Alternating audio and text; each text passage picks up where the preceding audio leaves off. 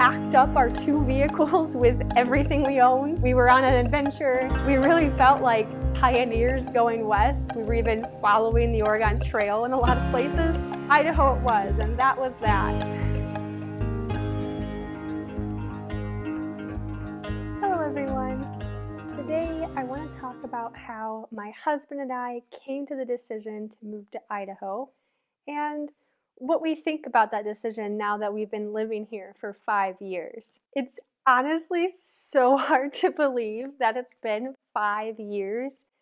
Like when I think about the fact that we were in our mid-20s when we moved out here and now this year we're going to be 30, it's just crazy. Time goes by so fast. So I want to start by giving some background information, kind of where we were at in life and why we were thinking about moving in the first place. 5 years ago, Douglas, my husband, was just about to graduate with his master's in electrical engineering. I was in my second year of teaching. At the time, I was at an online public school and I was a Spanish teacher. We were living in the Flint, Michigan area. Yes, the Flint of the water crisis, Flint with one of the highest homicide rates per capita in the country, horrible roads, depressing infrastructure, that Flint. So we were very ready to move away from Flint and out of Michigan in general. We were originally planning on going back home to Ohio, which is where we had both grown up and where we had lived our entire lives prior to going to college.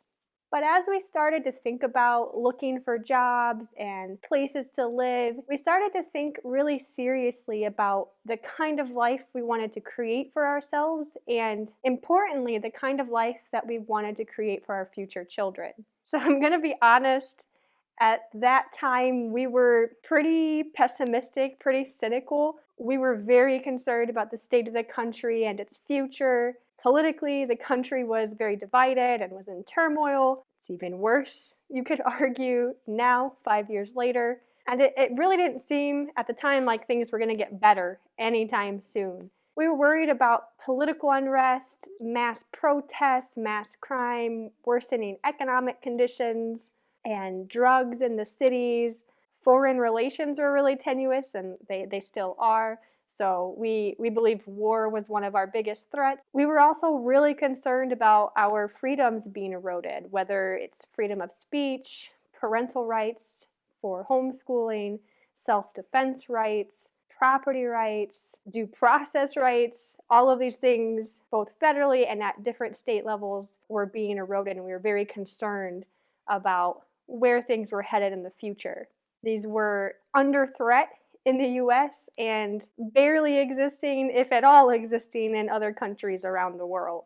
So at this point in our lives, we had come to a couple conclusions. Our basic view was that 1, Western civilization was crumbling.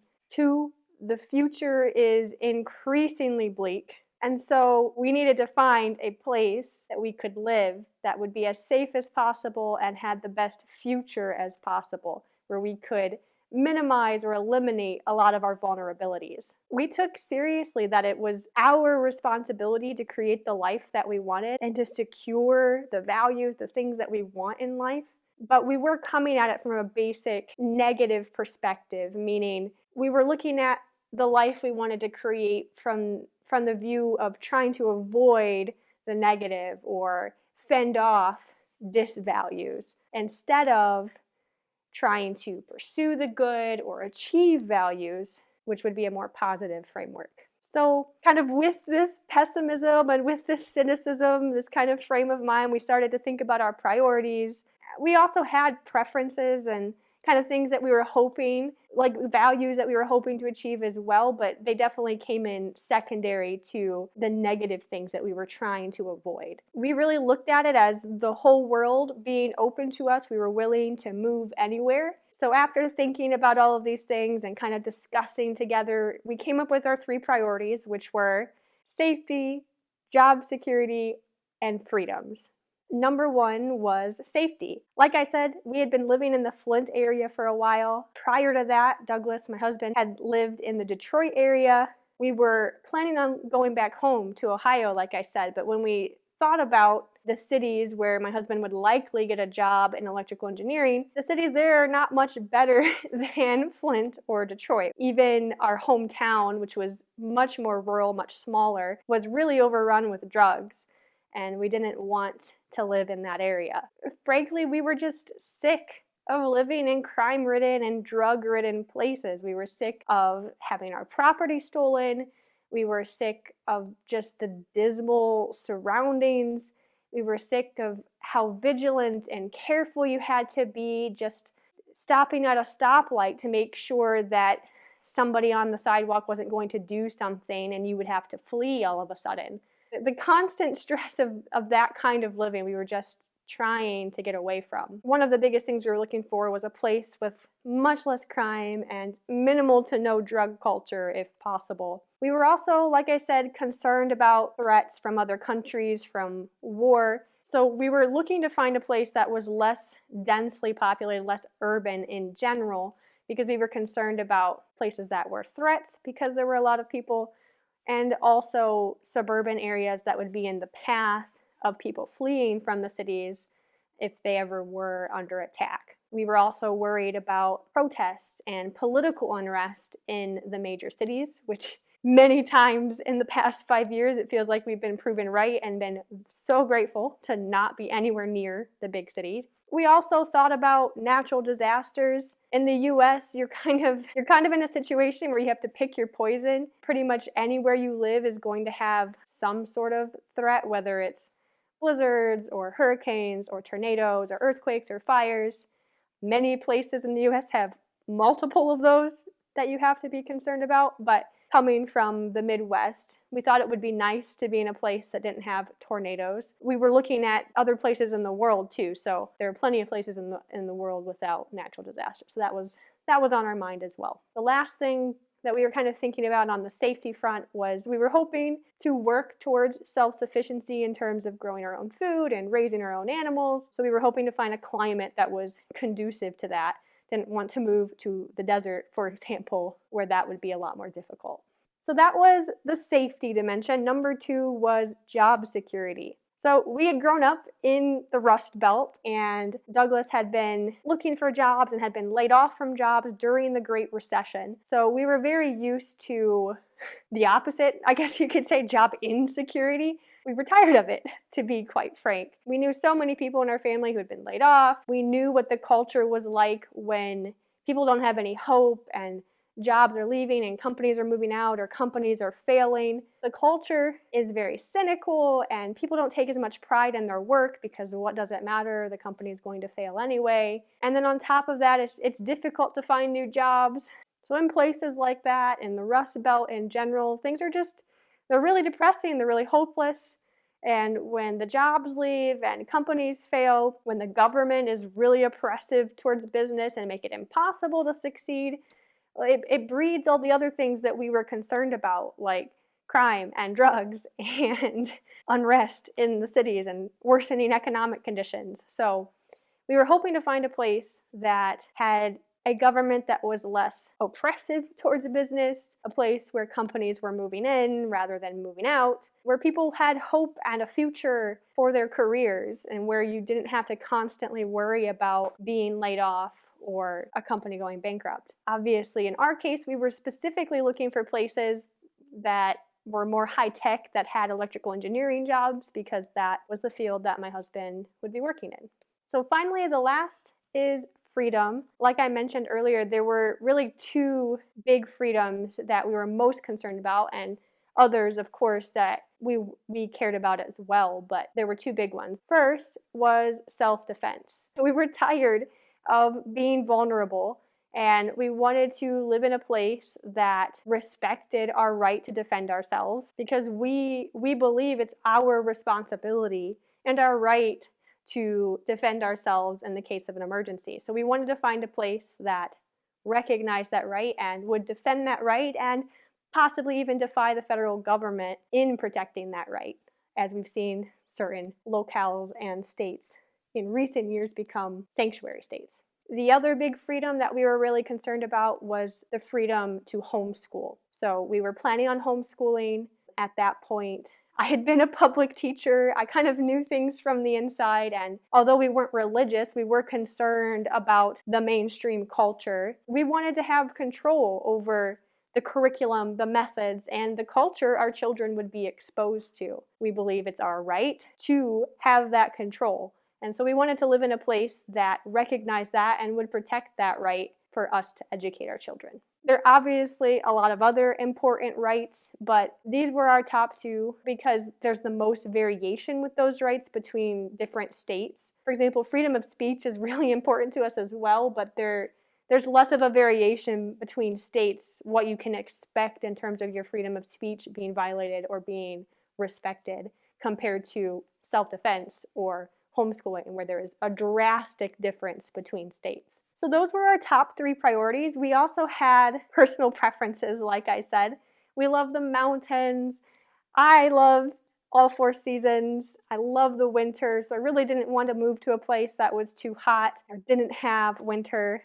We both love rural places and being able to do lots of things outside. Like I said, we were planning on raising our own food and raising our own animals, so a place that was conducive to that was important. Ideally, we wanted a place that got more sun than Michigan, which gets like 2 months of sun a year. It's just very cloudy there. So those were our preferences on top of the priorities that we were trying to optimize for. After we figured out these priorities, we could start looking, and we were looking everywhere. First, we decided whether we wanted to stay in the US or go outside of the US. But we quickly found that there really isn't any country that remotely compares to the United States, especially in terms of the freedoms that we were trying to make sure were protected. Homeschooling is illegal almost universally throughout the world. Even fewer countries protect your right to self-defense. Even the best countries that we were looking at or were considering, countries like Switzerland, New Zealand, or Japan, still didn't have the same protections that we would have been looking for, and on top of that are very difficult to immigrate to and also extremely expensive to live in. Even the best places that we were considering really didn't even compare to like mediocre states in the US. We quickly decided to stay in the United States. We started researching the different states, and we narrowed it down to the top three, which were Wyoming, Idaho, and Utah. These three are all in the same area of the country, and they're all very similar in all of the dimensions that we were considering. Out of those top three, we ended up choosing Idaho because it was just slightly better in certain ways than either Wyoming or Utah. For example, there are a lot more jobs in Idaho, in Douglas's field specifically, than in Wyoming. The urban areas in Idaho are smaller than in Utah. It seemed like it would be easier to live rurally and commute to an urban area in Idaho compared to Utah. Wyoming's economy is also really dependent on the oil industry, which is obviously under threat. Everybody in the world is hostile to the oil industry, so we just don't know about the long-term viability and what that'll look like for Wyoming in the future if that ever fails or is taken down. Idaho also had slightly, just like a smidgen better self-defense laws as well as homeschooling freedom. So Idaho it was, and that was that. The summer after Douglas graduated then, we packed up our 2 vehicles with everything we owned. We donated or got rid of or threw away anything that couldn't fit in our 2 vehicles. And we drove across the country with everything that we owned in our cars. We really felt like pioneers going west. We were even following the Oregon Trail in a lot of places. We got to visit some national parks and stay in some cabins, and we just made like a little vacation of it. Took a week to drive across the country, and it was a ton of fun. It really felt like we were on an adventure and we were starting our life freely for the first time. We were done with school. We were ready to start our lives. So we went to Boise first. That's where we assumed Douglas would get a job. That's where most of the like high-tech jobs in Idaho were. I was able actually to keep my job as an online teacher with the school that I was at in Michigan. We were already planning to come to Idaho before I knew that my job would let me stay. Basically, I came to them and said, hey, I'm moving to Idaho. Sorry, I'm gonna have to quit and not be a teacher the next year. And they're like, wait, you can stay. We need you. We like you. So I'm really grateful that I was able to keep my job, but it definitely wasn't something that made the move possible. We were going and we were planning to move regardless. It did make certain things easier. Like we were able to get an apartment right away because I already had a job. I already had financial support from my job, so I was able to get an apartment. And then Douglas was able to do his job hunt. And like I said, we thought he would get a job in Boise, but he ended up getting a job much further north, which actually ended up being a lot better. We love the climate where we are. Get a lot more rain than in Boise. It's a lot less hot in the summer, which is good for me. Yeah, we've been here ever since. Last year, we bought a house on 20 acres out in the mountains. It is the loveliest. We are so happy where we're at. In July this year, it'll be 5 years since we moved to Idaho. So even though we think that our negative frame of mind, or the way that we were thinking about where we wanted to live was not quite right 5 years ago, we're still very happy that we moved here. And most of the things that we were concerned about, we were proven right. Like there have been mass protests and political unrest in the cities. Economic conditions are worse now than they were 5 years ago in most of the country. With the pandemic, we had a lot more freedom here in Idaho.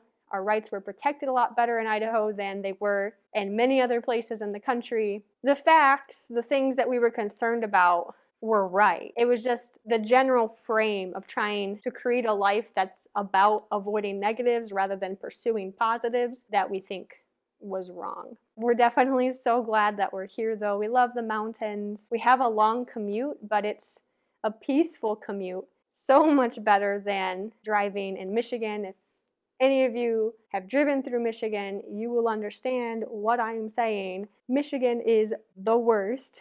I think they have the worst drivers in the country. You basically take your life in your hands every time you get on a road in Michigan. So where we live now, we're about 40 minutes from a decent sized town, I guess you could say. It's got a Walmart and a Target and things like that. And then we're 15 minutes from a really small town, has like a little grocery store, a little pharmacy, that kind of thing. And it's really idyllic. It's wonderful. There have been some unexpected things, some good, some not as good. Smoke season is not very much fun. People out here are a lot more relaxed and chill, especially when driving. People in the service industry are a lot more nice out here. We love the local big grocery store out here. It's like a bulk grocery store. It's really cheap and it's just fantastic. Better than anything that we had back in the Midwest. It's comparable to like an Aldi, but on steroids and so much better.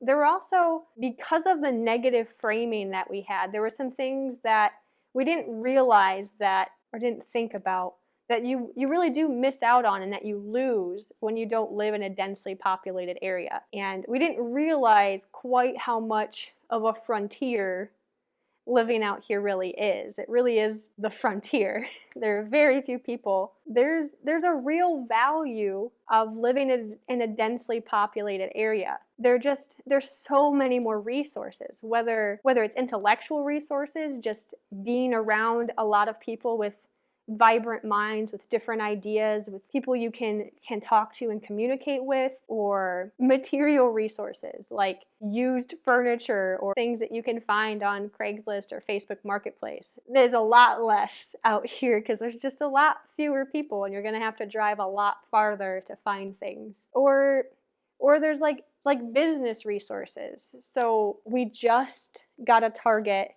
in the local area this past year, just opened in the past few months. But before that, you would have had to drive 2.5 hours to get to a Target, or other things like it's really hard to find like small businesses that will do construction or homework, things like that. Those things they're harder to come by out here when there's a lot less people. So something we undervalued before coming out here, and something that we realize is a tremendous value is society, is civilization. So luckily in the modern world you do have the internet, so you can ease some of that and make up for some of that, especially like intellectual connection with other people, but it doesn't replace everything, and it can't replace everything. There's still something you gain even there by just being in close physical connection with a lot of vibrant minds. So at this point in our life, we have a much more positive framing, and we're looking at our life in terms of pursuing the good and achieving values rather than just avoiding negatives. So it's ended up being in this weird place where we're a lot more open to moving back to the city or living near the city maybe in the future. We're in a place in our lives right now where we're thinking a lot about our careers and our purpose and what we want to do productively with our lives. So we haven't made any decisions in that area yet. It's possible that we won't stay in Idaho forever, which was our plan when we first moved out here, because we had that negative frame of mind.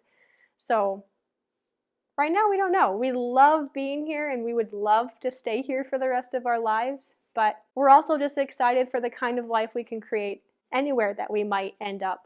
And we're positive about our future in general and the kind of life that we want to build, whether it's here or elsewhere. So I'm really curious if you've ever made a big move. Where did you go, and what were your priorities? Or are you thinking about making a big move, and where are you thinking about going? Please let me know in the comments below. I'd love to hear. Thanks for watching, and goodbye for now.